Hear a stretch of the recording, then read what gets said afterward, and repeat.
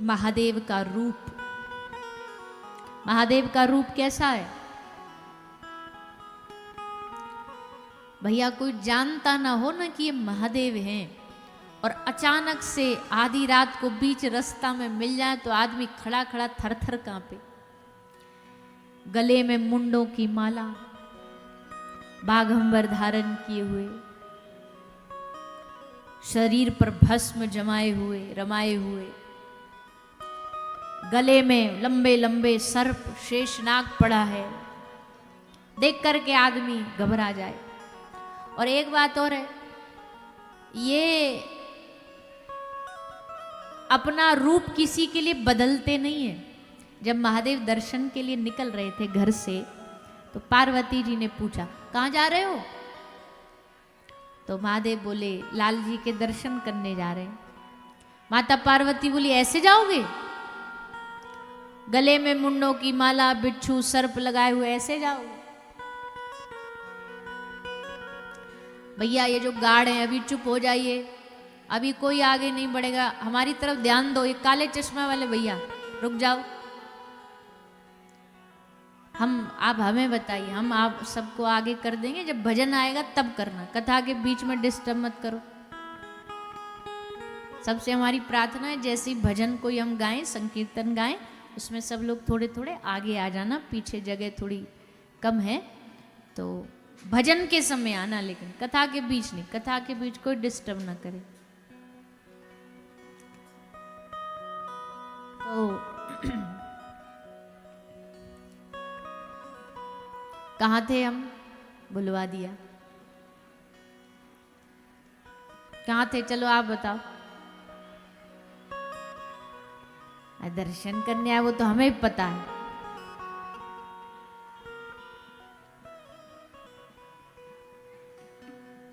महादेव दर्शन करने आ रहे हैं। हाँ, पार्वती जी ने रोका। मैया बोली कहाँ जा रहे हो? दर्शन करने जा रहे हैं। मैया बोली ऐसे जाओगे? अरे नहीं, बन ठन के जाओ। महादेव बोले हम अपने ब्याह में नहीं बने ठने तो अब क्या बने ठनेंगे? जब इनका ब्याह हो रहा था तो सब देवताओं ने कहा था महादेव आज तो नाक रख लो हमारी, आज तो दूल्हा बन जाओ, आज तो पाग पगड़ी कछु पहन लो। महादेव बोले ना, हमें पाग की जरूरत नहीं, हमारी जटाएं ही काफी हैं। बोले महाराज तो चलो कम से कम घोड़ा पे तो बैठ जाओ, दूल्हा कम से कम ब्याह वाले दिन तो घोड़ी पे बैठता है। महादेव बोले ना, हमारा तो असली साथी नंदी महाराज है, हम तो यहीं पे बैठेंगे।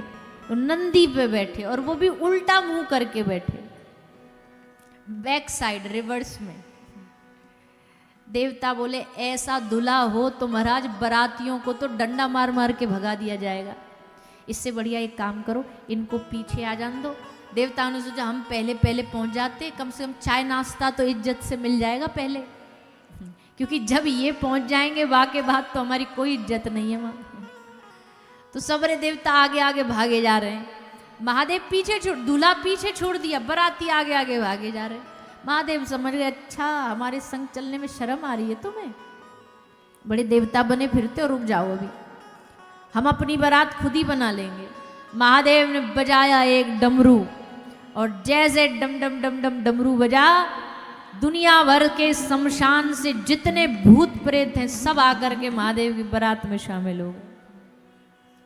महादेव बोले लो आ गई हमारी आड़ी टेढ़ी बारात। कैसी बारात थी?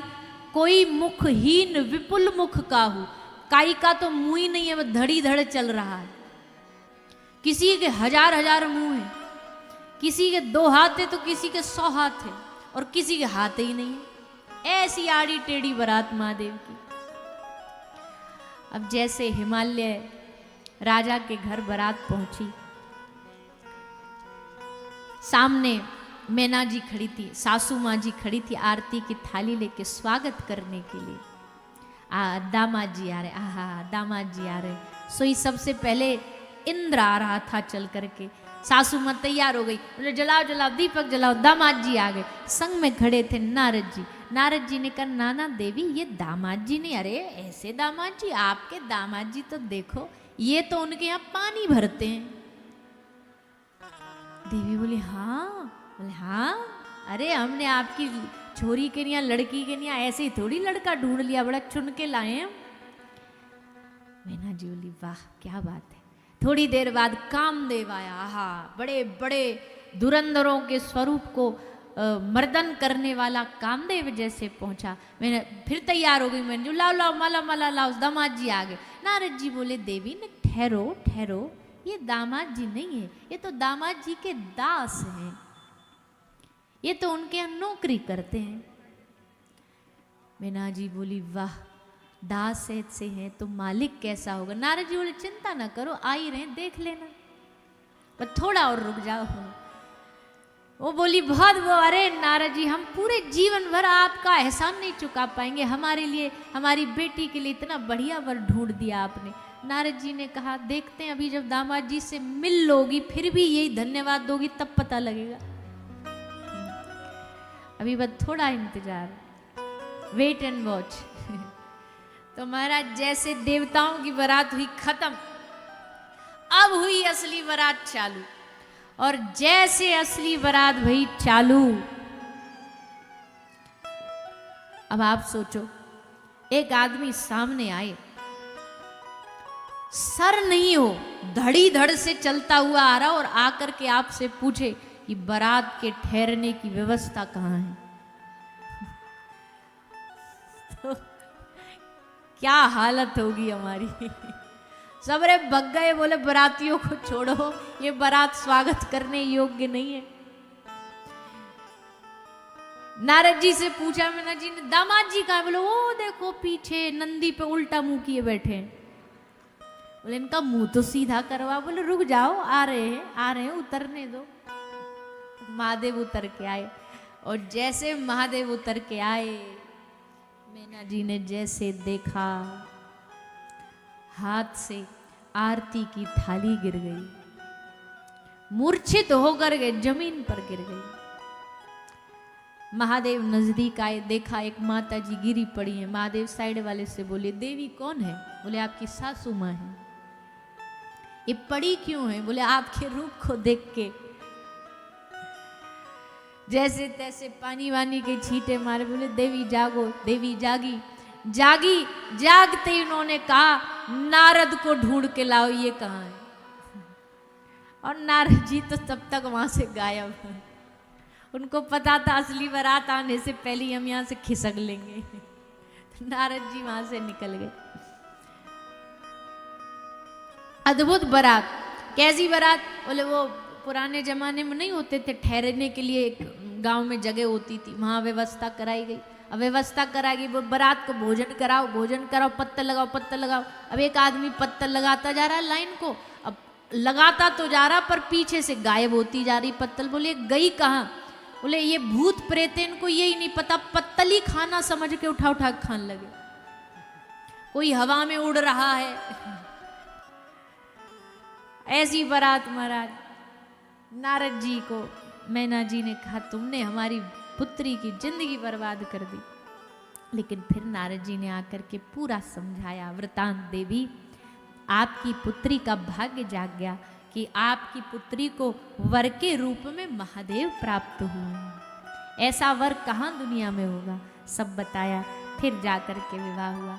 तो कहने का मतलब है ये कभी किसी के लिए बदलते नहीं, ब्याह में ना बदले। तो पार्वती जी जब कह रही है ठाकुर जी से दर्शन के लिए महादेव जा रहे हैं, तो मैया बोली ने रूप बदल लो। महादेव बोले हम नहीं बदलेंगे।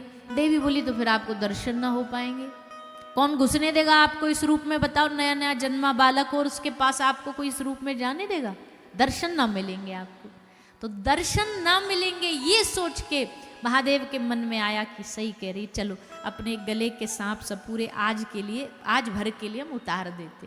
तो जैसे उतारने को तैयार हुए, तभी उनके गले में पड़ा हुआ एक सर्प बोला, सरकार छोटा मुंह बड़ी बात, एक बात कहें आपसे। महादेव बोले तू भी बोल। ले हमने एक बात सुनी है सरकार। क्या? बोले भगवान के सामने जैसे हो वैसे ही जाना चाहिए, बनावटी बन के नहीं जाना चाहिए। अब आप जैसे हो तो हो, अब कोई मिले ना मिले वो उसकी मर्जी। महादेव बोले एकदम पॉइंट की बात कही, फिर से वापस डाल लिया गले में। देवी को बोले अब तो हम ऐसे ही जाएंगे, चाहे कोई दर्शन दे चाहे ना दे। ले करके आशा विश्वास महादेव चल पड़े, आए ब्रजमंडल में। ब्रज में जैसे आए, आकर के दर्शन करने के लिए मैया के दरवाजे पर आवाज लगाई, मैया अलख निरंजन, मैया भिक्षाम देही भिक्षाम देही। मैया बड़ी प्रसन्न भई, दरवाजे पर कोई साधु आया है तो मैया खुद जाती थी सेवा करने के लिए, भिक्षा देने। जैसे उठ करके मैया गई तो भैया वहां थे तो मैया बड़े जोश में भगी भगी दौड़ी दौड़ी आ रही थी, साधु आया संत आया संत आया। पर जैसे महादेव को देखा तो देखते ही मैया के पाँव में एकदम ब्रेक लग गई। मैया बोली ये साधु तो दूर से ही दर्शन करने योग्य है, पामन तक तो पहुंचना ही नहीं, पैरों तक नहीं जाना। अब भैया का भरोसा, एक आध सांप उतर के हम पे चढ़ गए तो लेने के देने पड़ जाएंगे। मैया 2 कदम पीछे हो गई, मैया पीछे हो गई। महादेव, मैया हम एक बड़ी भारी आशा लेकर के तेरे द्वार पर आए हैं। बाबा कहाँ आशा लाए हो तू? बोले हमारी आशा है कि हम आपके लाला को मुख देखने आए, दर्शन करने आए। एक बार इतनी दूर से अपने गुरु आदेश से हम तुम्हारे लाला को दर्शन करने मैया आए हैं, एक बार लाला को दर्शन करा दे। मैया बोली खबरदार बाबा, जो ये बात बोली तो हम तुम्हारे निया कछु भी कर देंगी, मैं तुम्हारे निया जो मांगोगे दे दूंगी, पर बाबा इतनी बड़ी बात, इतनी बड़ी चीज तो नहीं दूंगी। अरे मैया, पर हमको तो और कछु चाहिए ही नहीं, ना हमें सोना चाहिए, ना चांदी चाहिए, ना हीरा जवाहरात चाहिए, लाला को दर्शन चाहिए। मैया बोली मैं ना कराऊंगी। बाबा ने 2-4 बार तो बड़े भाव से प्रार्थना करके कही। जब बाबा ने देखी ऐसे ना मानेगी, मैया ने टेढ़ो बोलना पड़ेगा, तो बाबा बोले मैया तू जाने नहीं है हम कौन है, हम तेरे ही दरवाजे पे धूनी रमा के बैठ जाएंगे, बड़े हटीले हैं हम, योगी की हट नहीं सुनी क्या तूने? यशोदा मैया बोली बाबा चाहे तू कितनों भी हटीलो हो, पर तू मोकू भी ना जाने, मैं ब्रज की 1 नंबर की डोकरी हूं। मैंने भी ठान लई ना कि ना दर्शन कराऊंगी, तो चाहे तू यहीं बैठो रही जो जिंदगी भर, तो भी दर्शन ना कराऊंगी, और अब बैठो रही मैं नहीं कराऊंगी।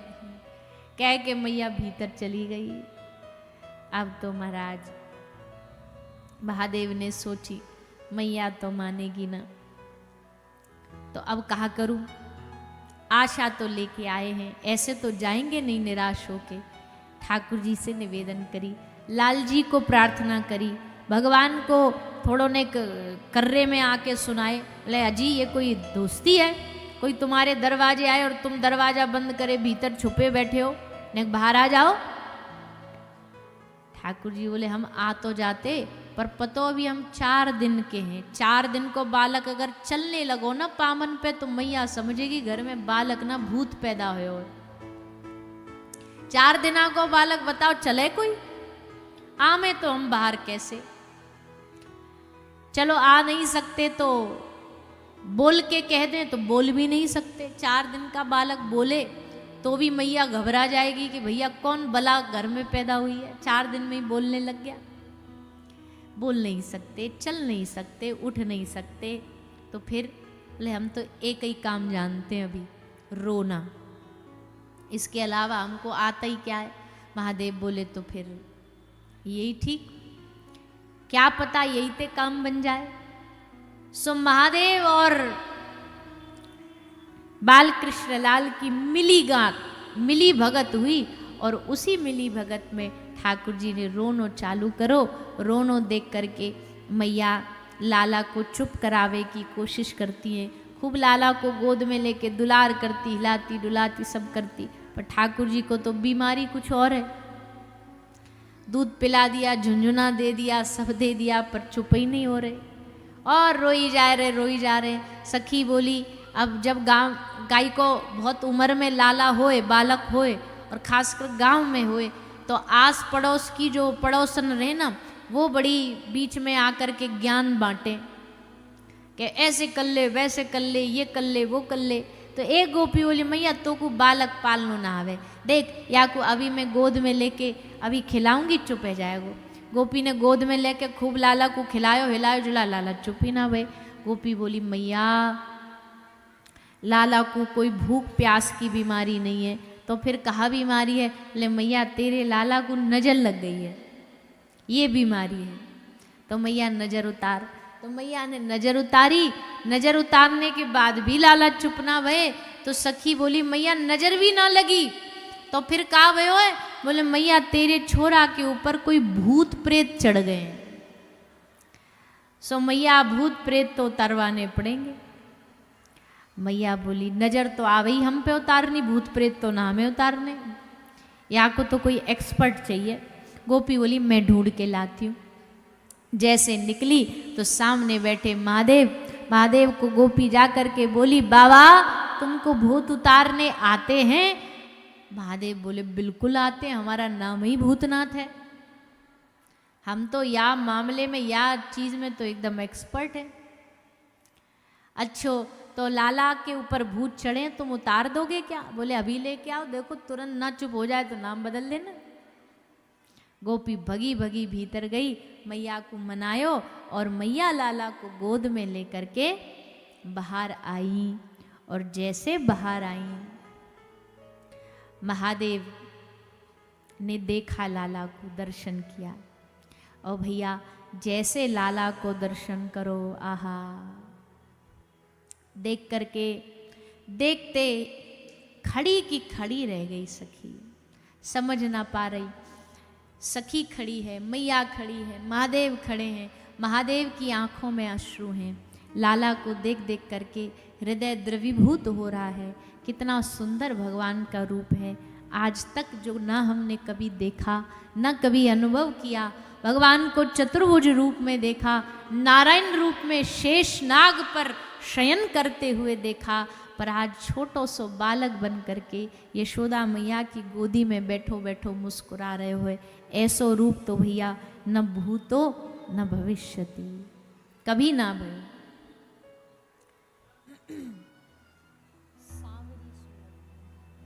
ऐसा स्वरूप भगवान ने कभी धारण नहीं किया। महादेव देखते रह गए, देखते रह गए, खूब आनंद लेकर के दर्शन करके प्रणाम करके वहां से विदा लेते हैं। भगवान के स्वरूप की बात आती है तो कैसा है भगवान का स्वरूप? आओ सब बड़े भाव से गाना। ये भजन हमको लगता है गांव की सब मैयाओं को आता है, सब गाती हैं इसको अपने भजनों में ढोलक ले लेके, तो आप सबको भी आता ही होगा। तो सब लोग साथ में गाते हुए आनंद लेंगे, ठाकुर जी के रूप का दर्शन करेंगे। एक एक अंग की शोभा बताई गई है इसमें, तो सब लोग उन भगवान के अंगों का दर्शन करेंगे। धारण करके ठाकुर जी या ब्रज में पधारे। महादेव को खूब आनंद भयो लाला के दर्शन करके। महादेव अपने धाम को, कैलाश को वापस लौट गए। अब नंद बाबा को चिंता भई। काय की चिंता भई? बोले जब ते लाला भयो सबरे सभी उत्सव में लगे पड़े, काय को ध्यान ही नहीं है। महाराज कंस को कर देने मथुरा भी जानो है। जैसे आज के सरकार को सब टैक्स देते हैं ना, तो कंस भी सारे ब्रजमंडल से टैक्स लेता था, कर लेता था। कर में दूध दही माखन मिश्री ये सब दिया जाता था। पर अब लाला के उत्सव में सब बावरे हो गए। और भैया उत्सव तो वही होता है ना जो सब भुलवा दे। अगर अभी भी उत्सव में सब तुम्हें याद है कि 4 बजे के 9 बजे अभी जाने का समय हुआ कि नहीं हुआ, अभी घर में परिवार में बालक बच्चों की याद आ रही है, अभी अपनी ड्यूटी की याद आ रही, तो मतलब अभी उत्सव में डूबे नहीं है। असली उत्सव वही होता है जो समय स्थिति परिस्थिति कुछ याद ना रहे, वही में बावरे हो जाओ, पागल हो जाओ। तो उत्सव में कई को याद ही ना रहे। नंद बाबा बोले भैया बाकी तो सब ठीक है, पर महाराज कंस को पतो लग गई ना अब के महीना को कर नहीं आयो तो अपने दैत्यन को भेज देगो, फिर ब्रज में आतंक मचाएंगे। याते बढ़िया एक काम करो, तुम सब उत्सव मनाओ, मैं कछु ग्वाल वालन को लेकर के कंस को कर चुकाया हूं। तो कर लेके नंद बाबा चले गए मथुरा। इधर भैया आज लाला की छठी पूजन थी, छठी पूजा करी गई। छठी को पूजन भयो लाल जी को, और वही दिना उपहार में कंस मामा ने भेज दी कौन? सबसे पहले लाला को मारवे ब्रिज में कौन आया? अरे जोड़ते बोलो ने, एक पूतना, मौसी। मौसी भी तो लगाओ पीछे। आप पूछो भाई कैसे मौसी? बोले जब ये ब्रज में आई ना, रूप बदल के आई, इतनो सुंदर रूप बना लाई। आहा, सबरी गोपी देख देख के आहा कितनी सुंदर है, अरे देखो तो यहाँ को रूप देखो, यहाँ को लहंगा देखो, यहाँ को बाल देखो, सब भैया देखती रह गई। तो एक बोली अजी सखी कहाँ जा रही हो? बोले मैं मैया के घर जा रही हूँ, लाला को जन्म भयो तो बधाई देने जा रही हूँ। एक सखी बोली अच्छो ये बताओ, तुम लाला को बधाई देने आई हो तो कछु तो रिश्तो होगो ना तुम्हारो बातें, बताओ तुम लाला की क्या लगती हो? अब पूतना बेचारी कंफ्यूज हो गई, क्योंकि या ने सारी प्लानिंग करी पर या की प्लानिंग नहीं करी कि कोई पूछ ले कौन लगती हो तुम लाला की, तो क्या बोलूँगी। तो जल्दबाजी में आके मोड़े ते निकल गई। गोपी बोली कौन लगती हो तुम? तो पूतना बोली मैं लाला की मौसी लगती हूँ। जैसे यहाँ ने कही मौसी लगती हो, वहाँ लाल जी पल्ला में बैठे बैठे हंस रहे हैं। वो वारे मौसी, मौसी ऐसी होए करें, मौसी होए टॉफी लामे, चॉकलेट लामे, खिलौना लामे, लड्डू पेड़ा लामे, बर्फी गुलाब जामुन लामे। दुनिया की पहली मौसी आई, पैदा होते ही जहर पिवाने आ गई। पर कोई बात ना, तेने कम से कम मौसी मानो तो, मासी माँ जैसी। तो चल तू भी का याद रखेगी कन्हैया कौन हो, हम भी तो को अपने माता के जैसी ही गति देंगे, माँ के जैसा ही कल्याण करेंगे। कम्बा दयालुम शरणम व्रजेम, ऐसे दयालु ठाकुर। पूतना आई, आके लाल जी के कक्ष तक आ गई। यशोदा मैया, अब देखो भैया जो खुद दिल के अच्छे होते हैं उनको सब बढ़िया ही लगते हैं, वो किसी की चतुरता नहीं पकड़ पाते कि भई ये चतुराई से आया है क्या। तो मैया को आके दो मीठी बातें करी, मैया खुश हो गई। आहा कितनी बढ़िया गोपी है, पतो ना कोई लेनो ना देनो ना, फिर भी कितनी दूर ते आइए बधाई देने। मैया बोली तू बैठ, मैं तेरे ताई मिठाई लेके आऊँ, बढ़िया वाली मिठाई खवाऊंगी। लाला को वहीं बिठा के, पूतना को वहीं बिठा के मैया भीतर चली गई मिठाई लेने। पूतना ने सोचा यही बढ़िया मौका है, तुरंत आई, लाल जी को गोदी में उठाया और स्तन से दूध पिवावे लगी। जैसे दूध पिवा रही थी तो ठाकुर जी ने आंख मीच ली, आंख बंद कर ली, मूंद के बैठ गए। काय को आंख बंद करी? तो बहुत संतों ने बहुत भाव बताए, भागवत जी में भी बहुत भाव लिखे हुए हैं। आंख बंद करने के भाव क्या क्या है भगवान के? बोले जैसे कभी कभी मैया अपने बालक को कड़वी दवाई पिवावे तो बालक पीवे नहीं है, तो मैया के एक काम कर, आंख मीच ले और नाक बंद कर ले और एक ही बार में एक ही घूंट में गटगट पी जा। तो एक ही बार में मैया ने नाक बंद करके आंख मीच के पिवा देवे। तो ठाकुर जी कह रहे हैं ये तो दवाई का जहरी लाई है सीधो की सीधो, तो चलो कोई बात नहीं, हम आंख मीच के एक ही बार में पी जाएंगे। तो आंख मूंद ली। एक भाव का है, एक भाव ये है कि आंख मीच के ठाकुर जी अपने दोस्त को याद कर रहे हैं। दोस्त कौन है? अरे जोड़ते बोलो ना। हाँ, दोस्त मित्र इनके परम सखा महादेव हैं। तो लाल जी ने यूं आंख बंद करके इनको इसलिए चुना क्योंकि ये बहुत इस मामले में एक्सपीरियंस्ड हैं। जब भी जहर पिलाना हो महादेव हाजिर हो। भैया देखो,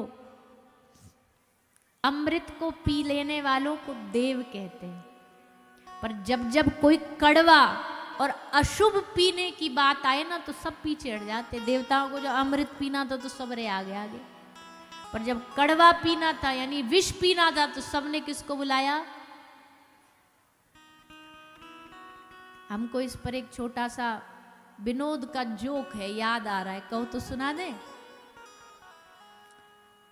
सबरे बोलोगे तभी सुनाएंगे, नहीं तो नहीं सुनाएंगे। हाँ अब सुनाएंगे, सुनो। जो अमृत पीते हैं उनको देव कहते हैं, वो देवता है। जो अमृत पीते हैं उनको देव कहते हैं, जो विष पीते हैं उनको महादेव कहते हैं। अभी रुक जाओ, एक लाइन बची है, पूरी सुन लो। जो अमृत पीते हैं उनको देव कहते हैं, जो विष पीते हैं उनको महादेव कहते हैं, और जो रोज रोज पीते हैं उनको पति देव कहते हैं। अब भैया इस पूरे क्रम का ना कथा से कोई लेना देना नहीं है, पर हमारे दिमाग में आया तो अब बात दिल में रखनी नहीं चाहिए, बोल देनी चाहिए। रोज रोज पी, अब पी के, कल बताया था ना, पी के एकदम बावरे हो जाते हैं। तो महादेव कौन? जो संसार की कड़वाहट को हंस के पी ले, वो महादेव है। लाल जी ने कही, महादेव को न्योता दिया, प्रभु हम तो देखो बालक हैं, अभी छोटे से आए थे, ये सोच के आए थे या ब्रज में कछु लड्डू पेड़ा खाने को मिलेंगे, माखन मिश्री खाएंगे, पर यहाँ तो स्वागत ही जहर से हो रहा है। कतई भी दया नहीं है या पूतना के भीतर। 6 दिन के बालक को मारने आ गई, पर नाथ अब आप ही बचाओ, आप ही विष का पान करो। महादेव बोले, वारे प्रभु बड़े चतुर हो तुम, बड़ी बढ़िया दोस्ती निभाते हो। वैसे तो हमारी कभी याद नहीं आती, जैसे जहर पीना हो तो हम याद आ जाते। समुद्र में विषपान करना तो हम याद आ गए। प्रहलाद जी को विषपान कराया तो भगवान ने महादेव को ही बुलाया कि आप आओ, कृपा करो। आज पूतना ही आज हमको बुला लिया, कभी अच्छे के लिए भी बुला लिया करो। ठाकुर जी ने कही, चिंता ना करो, ये अवतार तो है ही आनंद का, अभी अभी के लिए बस जहर पान कर लो, फिर देखो आप, अभी हमें नेक 100 बड़ो है जान दो, फिर हम मंडली बनाएंगे, एक चोरी की मंडली, अखिल भारतीय चोर मंडल, ये हमारी मंडली होगी। वहां में आप वहां के प्रमुख सदस्य होगे, और अब तक तो जहर पिलायो, पर या अवतार में आपको बढ़िया माल खवाएंगे, गोपी के घर जा जा के माल खवाएंगे, माखन रोज ताजा निकलेगो, और रोज संग मिलके चकाचक माखन खाएंगे। अभी के नियनेक बचा लो हमें, अभी के नियनेक या विष को पान कर लो। महादेव आए, एक भाव ये महादेव को बुला रहे, एक भाव ये है नेत्र बंद करे ठाकुर जी ने, क्योंकि प्रभु के एक नेत्र है सूर्य चंद्रमा, दोनों ने कही ना, हम इस पापनी को, इस बाल घातनी का मुंह नहीं देखेंगे, ऐसी हत्यारिणी जो बालकों का रक्त पीती हो, ऐसी पापनी का मुंह भी नहीं देखेंगे, बंद कर ली। एक भाव ये, बहुत सारे भाव। एक भाव ये है कि भगवान इसका पिछला जन्म सोच रहे हैं कि भैया इसने ऐसा कौन सा अद्भुत पुण्य कर दिया जो आज ये हमको दूध पिला रही है। भगवान को स्तन से दूध पिलाना माँ के जैसा। तो भगवान ने देखा पूतना पिछले जन्म में कौन थी, मालूम है काई को कौन थी? ना बताओ। पूतना पिछले जन्म में बलि राजा की पुत्री थी, बलि राजा की बेटी थी रत्नमाला। तो वामन भगवान बलि के द्वार पर आए, राज्य में आए, जैसे रत्नमाला वहीं ठाड़ी, माने जैसे वामन भगवान को देखो, आहा हा क्या सुंदर बालक है। नेक से तो है ही वामन भगवान, बामन अंगुल के थे, तभी तो नाम वामन पड़ा इनका, नाम तो उपेंद्र था। तो जैसे देखो तो देख के एकदम याके मन में आयो, आहा काश हमारो भी ऐसो बालक हो, तो हमारो ऐसो पुत्र हो, तो वाकु लाड़ करती, गोद में बिठाती, दूध पिलाती। तो वामन भगवान ने इसके मन के भाव जान लिए, तो आशीर्वाद दे दिया, तथास्तु। पर फिर का भयो, बोले जब वामन भगवान ने 3 पग भूमि में बलि का सर्वस्व नाप लिया, तो इसको बड़ा गुस्सा आया। बोले ये बालक क्या, ये तो बड़ा खोटा है, इतना सीधा साधा बन के ब्राह्मण बन के आया और इतना चतुर निकला, हमारे पिताजी का सब लूट लिया। ऐसा बालक हो तो उसको तो विष मिला के दूध में पिला देना चाहिए। ठाकुर जी बोले ये भी तथास्तु, तुम्हारी दोनों इच्छा पूरी हो जाए देवी। तो आज पूतना बालक के जैसा दूध भी पिला रही और एक शत्रु जैसा विष भी पिला रही। दोनों भाव भगवान ने एक संग पूरे कर दिए। इसलिए एक भाव ये भगवान ने नेत्र इसलिए बंद किए, बोले भैया अगर हमारी नजरिया पूतना ते मिल गई तो हमारी नजरन में बड़ो प्यार है, देखते ही देखते हमें याते प्यार रह जाएगा और याकू हमते रह जाएगा, फिर सबरी लीला यहीं सबरी बह जाएगी। कैसे पूतना को दार होगो, तो या हमारे आंखें मिले ही ना, या हमारे नेत्र बंद कर लिए। इतने सुंदर सुंदर भाव सब बताए। फिर ठाकुर जी ने धीरे धीरे धीरे पूतना के प्राण सोखने शुरू किए। धीरे धीरे पूतना घबराई, चिल्लाई, राक्षसी वेश में आई और लाला को गोद में लेकर के आकाश में उड़ने लगी। उड़ती उड़ती उड़ती कंस के उस बगीचे की ओर बढ़ती जा रही है, चिल्लाती जा रही है, सा मुंच मुंचाल में प्रवासिनी, कन्हैया छोड़, कन्हैया छोड़ दे, छोड़ दे। ठाकुर जी बोले मौसी तू कन्हैया ते लगे पहली बार मिली है, कन्हैया को स्वभाव नहीं जानती। कैसो है कन्हैया को स्वभाव? ले हमारा स्वभाव है या तो हम काई को पकड़ते नहीं है, और एक बार हम पकड़ लेते हैं तो बिना उद्धार और बिना कल्याण करे वाकू बीच में छोड़ते नहीं है। अब पकड़ लियो तो पकड़ लियो, अब तो कल्याण पूरा करके ही मानेंगे। तो लेके पूतना को उड़ते गए, पूतना के प्राण सूखे और पूतना एक बहुत बड़े उपवन में जा गिरी और वहीं पूतना का कल्याण हो गया। ठाकुर जी ने पूतना का उद्धार कर दिया।